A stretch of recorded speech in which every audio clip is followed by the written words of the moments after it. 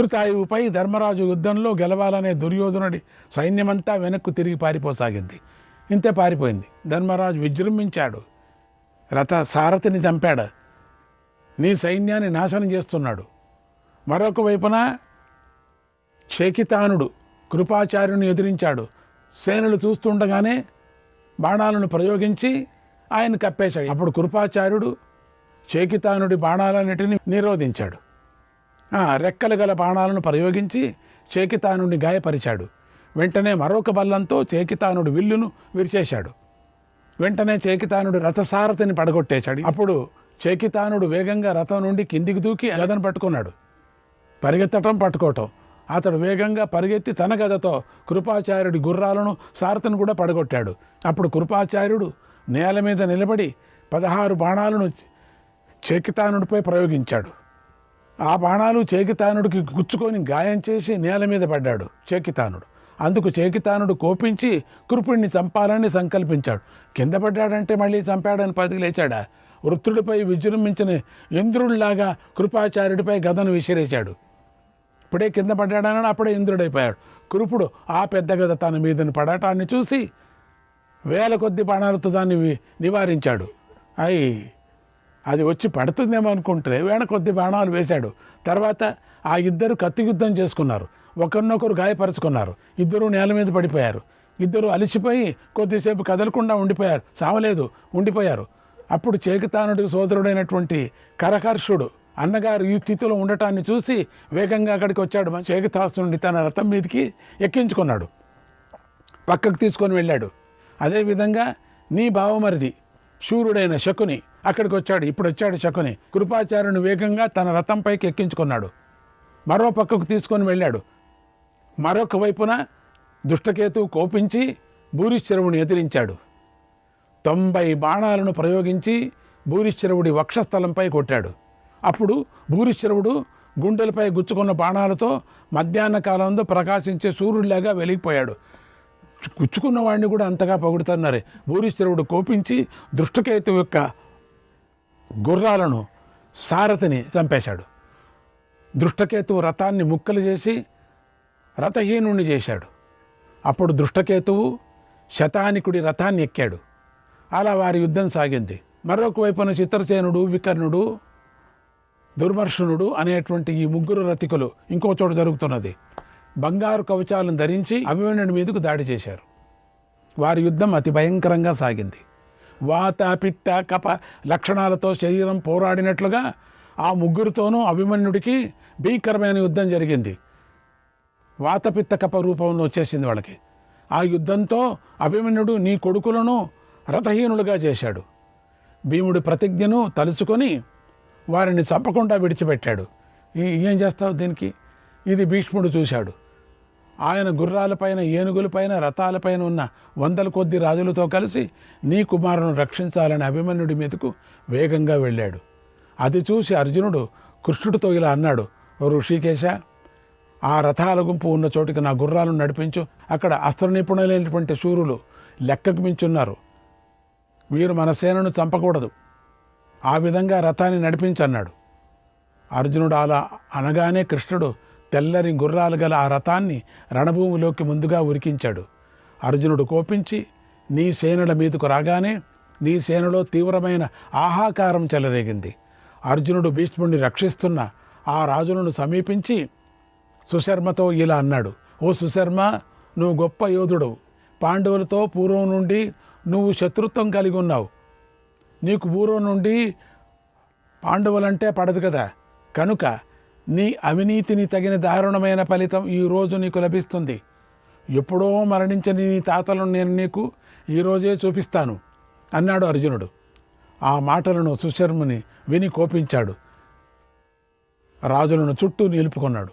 నీ కుమారులతో కలిసి అర్జునుడిని అంతటా చుట్టుముట్టేశారు. మేఘాలు సూర్యుని కప్పేసినట్లుగా సుశర్మ బాణాలతో అర్జునుడిని కప్పేశాడు. వారి యుద్ధం కొనసాగుతోంది. మరోవైపున రణభూమిలో నీ వారికి పాండవులకు మధ్య ఘోరమైన సంగ్రామం జరిగింది. అప్పుడు నెత్తురు నీళ్లులాగా ప్రవహించింది అన్నాడు సంజయుడు. శ్రీకృష్ణాయ పరమాత్మనే నమః. 85వ అధ్యాయం. సంజయుడు ధృతరాష్ట్రుడికి ఇలా చెప్పాడు, ఓ మహారాజా, బలవంతుడైన అర్జునుడు శత్రువుల బాణాల దెబ్బలు తిన్నాడు. తోక తొక్కిన పాములాగా నిట్టూర్పు విడిచాడు. ఒక్కొక్క బాణాన్ని ప్రయోగిస్తూ శత్రుపక్షంలోని ఆ మహారథుల ధనస్సులను విరిచేశాడు. పరాక్రమిస్తున్నటువంటి ఆ రాజుల విల్లులను ధనస్సులను క్షణాలలో ముక్కలు ముక్కలు చేశాడు. శత్రుపక్షంలోని రాజులను అర్జునుడు సంహరించాలని భావించాడు. ఒక్కసారిగా బాణాలు ప్రయోగించి వారిని గాయపరిచాడు. అప్పుడు వారి శరీరాలు చిన్నాభిన్నమైపోయాయి, తలలు తెగిపోయాయి, శరీరాలు ముక్కలైపోయాయి. వారు ప్రాణాలు కోల్పోయి నెత్తురుకారుతూ రణరంగంలో పడిపోయారు. అలా పార్థుడు తన శక్తితో వారందరినీ ఓడించాడు. విచిత్ర రూపులైనటువంటి ఆ రాకుమారులు నేలపై పడి మరణించారు. వారిని చూసి త్రిగర్తరాజైన సుశర్మ కోపించాడు. వాళ్ళ కాసేపు కూర్చొని ఏడ్చాడట. అది చాలా చిత్రంగా ఉంది అని చెప్పారు. ఆ చిత్రరథులపై పిల్లలంతా అందరూ పోయారు. రథంపై వచ్చి అర్జునుడిని అడ్డుకున్నారు. అప్పుడు అతడితో పాటుగా కొంతమంది రాకుమారులు కూడా అర్జునుడిని ఎదిరించారు. ఆ రాకుమారుల రథాల వెనుక నుండి రక్షిస్తున్న 32 మంది కూడా అర్జునుడిని ఎదిరించారు. అర్జునుడిని చుట్టుముట్టి పెద్ద ధ్వనితో ధనస్సులను పట్టుకున్నారు. అర్జునుడిపై బాణవృష్టిని కురిపించారు. ఆ బాణాలతో అర్జునుడు పీడించబడి తీవ్రంగా కోపించాడు. అప్పుడు అర్జునుడు 60 బాణాలను ప్రయోగించి పృష్ఠరక్షకులను సంహరించాడు. ఇతర కౌరవ సేనలను కూడా సంహరించాడు. భీష్ముడిని చంపాలని భావించాడు, త్వరపడ్డాడు. అప్పుడు సుశర్మ అర్జునుడి చేతిలో తన బంధువులందరూ మరణించడం చూసి కోపించాడు. రాజులందరినీ ముందుంచుకొని అర్జునుడిని ఎదిరించాడు. అలా అర్జునుడిపై జరుగుతున్న దాడిని శిఖండి మొదలైన వీరులు చూశారు. వెంటనే అర్జునుడి రథాన్ని రక్షించాలని ముందుకొచ్చారు. ఇంతలో అర్జునుడు కూడా త్రిగర్త రాజులతో కలిసి తన మీద పడుతున్న రాజులను వధించాడు. ఇక భీష్ముడి మీదకు వెళ్ళాలి అని అనుకున్నాడు. కానీ ఇంతలో దుర్యోధనుడు, సైంధవుడు మొదలైన రాజులు అడ్డగించడాన్ని చూశారు.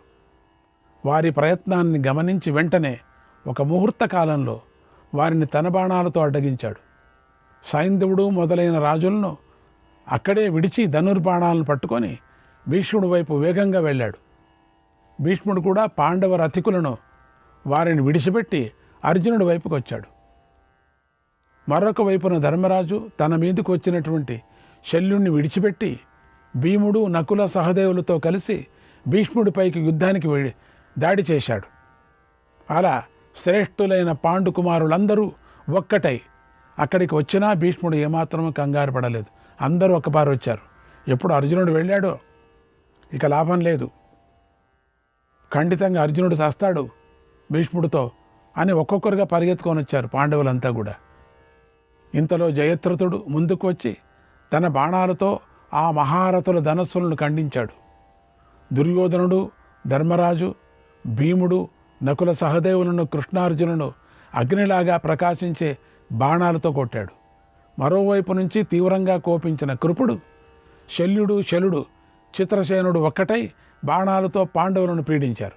అప్పుడు భీష్ముడు శిఖండి వింటిని విరగగొట్టడాన్ని చూసి మహాత్ముడైన ధర్మరాజు కోపించి శిఖండితో ఇలా అన్నాడు: భీష్ముడిని నా బాణాలతో చంపుతాను, ఇది సత్యం అని ఈ మాటను నీ తండ్రి ఎదుట ప్రతిజ్ఞ చేసి నాకు చెప్పావు. కానీ నువ్వు దానిని పాటించలేదు. యుద్ధంలో నువ్వు భీష్ముడిని చంపటం లేదు. నువ్వు మాట తప్పిన వాడివి కావద్దు. నీ ధర్మాన్ని, వంశాన్ని, కీర్తిని కాపాడుకో. భీష్ముడు యుద్ధంలో తీవ్రమైన వేగాన్ని ప్రదర్శిస్తున్నాడు. ఆయనను చూడు, బాధపడుతున్న మన సేనలను చూడు. చూసి చూసి భీష్ముడు ప్రాణి సంహారం చేస్తున్నాడు. యముడిలాగా ప్రచండ వేగంలో బాణాలను వర్షిస్తూ మన సేనలను బాధిస్తున్నాడు. భీష్ముడు నీ ధనస్సు ఖండించాడు, నిన్ను యుద్ధంలో ఓడించాడు. అయినా నువ్వు ఉదాసీనంగా ఉన్నావు.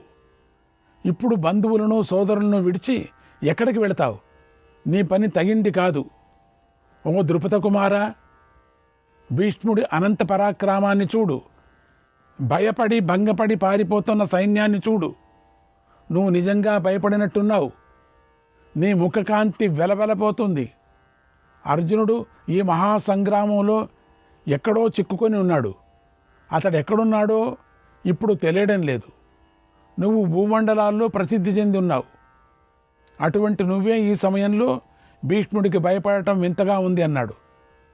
అప్పుడు ధర్మరాజు మాట్లాడిన మాటల్లోని ప్రతి మాట ప్రతి అక్షరం పరుషంగా ఉంది, మనస్సు నొప్పించేలాగా ఉంది. అయినా వాటిని విని శిఖండి బాధపడలేదు.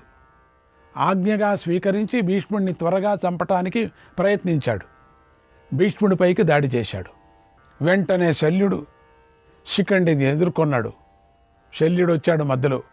భీకర అస్త్రాన్ని ప్రయోగించి శిఖండి ప్రయత్నాన్ని అడ్డుకున్నాడు.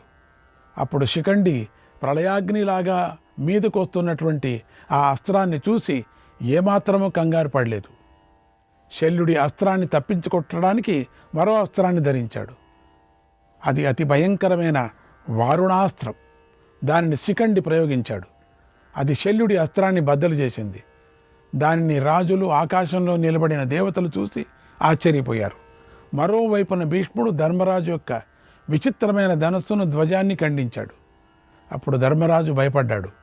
అతన్ని చూసి భీముడు గదను పట్టుకొని యుద్ధభూమిలో నడుచుకుంటూ వెళ్ళి జయత్రథుడిపైకి దాడి చేశాడు. అలా వేగంగా వచ్చి మీద పడుతున్న భీముడిపైకి జయత్రథుడు 500 బాణాలను ప్రయోగించి శరీరమంతా గాయపరిచాడు. భీముడు ఆ బాణాలను లెక్క చేయలేదు. ఎంతో కోపించి జయత్రుడి గుర్రాలను చంపేశాడు. అది చూసి నీ కొడుకైన దుర్యోధనుడు భీముణ్ణి చంపాలని అస్త్రాన్ని పైకెత్తి వేగంగా అతడి మీదకి వచ్చాడు. భీముడు పెద్దగా సింహనాదం చేసి తన గదతో బెదరిస్తూ దుర్యోధనుడి మీదకి వచ్చాడు. ఇంతలో జయత్రథుడు ఆ రథాన్ని విడిచిపెట్టి శకునితోనూ అనుచరులతోనూ తన సోదరులతోనూ కలిసి దుర్యోధనుడి పక్కకు చేరుకున్నాడు. అంటే వీళ్ళు అందరూ ఒక్కొక్కరిగా అందరూ పోవాల్సిందే. భీముడిని చూసి భయంతో ఏమీ చేయలేకపోయాడు. భీముడు వారిని అందరినీ చూసి ఎంతో కోపించి పెద్దగా గర్జించాడు. జయత్రథుడిని చంపాలని గద పట్టుకొని మీదుకొచ్చాడు. యమదండంలాగా భీకరమైన ఆ గదను ఎత్తటం చూసి కౌరవులందరూ నీ కుమారుణ్ణి విడిచిపెట్టేశారు అయింది. భీముడు గదపు దెబ్బల నుండి తప్పించుకోవాలని అన్ని వైపులకు పారిపోయారు. అక్కడ అలా భయంకరమైన యుద్ధం జరుగుతోంది. అది మోగపరుస్తూ పరమ దారుణంలాగా జరుగుతూ ఉన్నది. భీముడి గద చిత్రసేనుడి పైన పడుతోంది. ఆ గదను చూసి చిత్రసేనుడు ఏమి చేయాలో తెలియలేదు, దిక్కుతోచలేదు. తన రథాన్ని విడిచిపెట్టేశాడు. కత్తిని డాలును పట్టుకొని యుద్ధభూమిలో పరిగెత్తాడు. ఇంతలో భీముడి యొక్క గద చిత్రసేనుని సుచిత్ర అనే రథంపై పడింది. అది సారథితో పాటు గుర్రాలను కూడా చంపేసింది. రథం ముక్కలైపోయింది. అది ప్రజ్వలిస్తూ ఆకాశం నుండి నేల మీదికి జారిపడుతున్నట ఉల్కలలాగా కింద పడిపోయింది. అప్పుడు నీ వారందరూ చిత్రసేనుడు వేగంగా పారిపోవటాన్ని చూసి ఆనందించారు. అందరూ అన్ని దిక్కుల నుండి ఒక్కసారిగా సింహనాదాలు చేశారు. నీ కుమారుడైన దుర్యోధనుడి విజృంభణను చూసి మెచ్చుకొన్నారు అన్నాడు సంజయుడు. అప్పుడు ఆనందమో ఆనందం. చూసి ఎగిరాడట ధృతరాష్ట్రుడు. ఓం శ్రీకృష్ణాయ పరమాత్మనే నమః. 86వ అధ్యాయం 7వ రోజు యుద్ధ సమాప్తి అవుతున్నది. సంజయుడు ఇప్పుడు 7వ రోజు జరుగుతోంది కదా యుద్ధం, ఇక్కడ సమాప్తి కావటానికి వస్తున్నది. సంజయుడు ధృతరాష్ట్రుడికి ఇలా చెప్పాడు. ఓ మహారాజా, యుద్ధంలో చిత్రసేనుడు రథాన్ని కోల్పోయాడు. అతడిని నీ కొడుకైన వికర్ణుడు తన రథంపైకి ఎక్కించుకున్నాడు. పరమ భయంకరమైన యుద్ధం సాగుతూ ఉంది. భీష్ముడు ధర్మరాజును ఎదిరించాడు. అప్పుడు ఏనుగులు, గుర్రాలు, రథాలతో సహా సృంజయ వీరులు కంపించిపోయారు. ధర్మరాజు మృత్యుముఖంలో పడ్డాడని వారు భావించారు.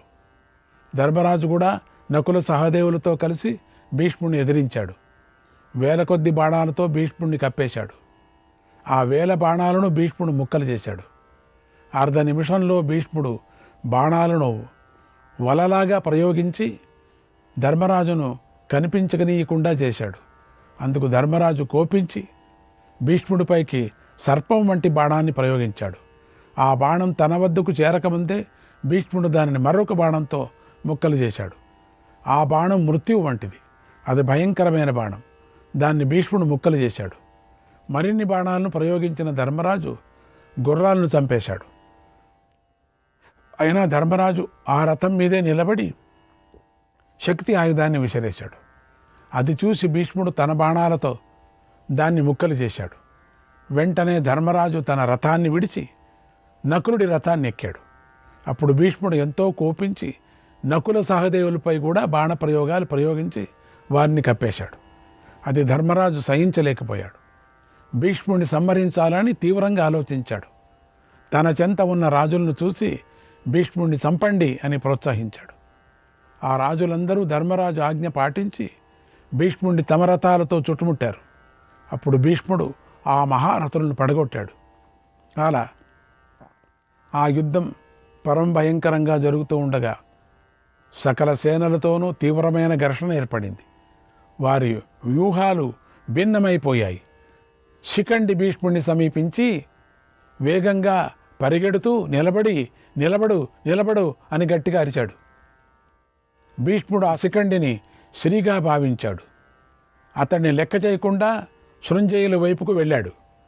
శృంజయులు భీష్ముడు ఉల్లాసంగా ఉండటాన్ని చూసి శంఖధ్వనులతో పాటు వివిధ రీతుల్లో సింహనాదాలు చేశాడు.